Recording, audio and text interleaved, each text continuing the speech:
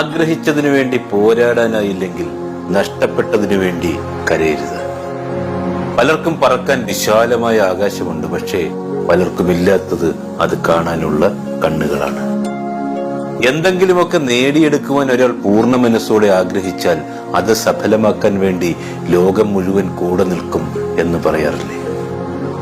കയ്യിൽ കിട്ടിയതിന് ശേഷം കളയുന്നത് മാത്രമല്ല നഷ്ടം, നേടാൻ കഴിയാത്തതൊക്കെ നഷ്ടങ്ങൾ തന്നെയാണ്. നഷ്ടങ്ങളും വേദനകളും കാലത്തിന്റെ ഓർമ്മപ്പെടുത്തലുകളാണ്. ജീവിതചക്രം ഇങ്ങനെ തിരിഞ്ഞുകൊണ്ടേയിരിക്കും. ചിലർ അതിനിടയിൽ എന്തു ചെയ്യണമെന്നറിയാതെ നിശ്ചലരായി പോകും. ചിലർ അതിൽ നിന്നും അതിജീവനത്തിന്റെ പാഠം ഉൾക്കൊള്ളും. നഷ്ടങ്ങളുടെ ചിറകിനടിയിൽ കിടക്കുമ്പോഴാണ് ഇഷ്ടങ്ങളുടെ ആകാശം കണ്ടെത്തുക. അതുവരെ കാണാത്ത പലതും കാണുന്നതും അപ്പോഴാണ്. ഒരുപാട് തോറ്റവരുടെ വിജയം അതൊരിക്കലും ചെറുതാകില്ല.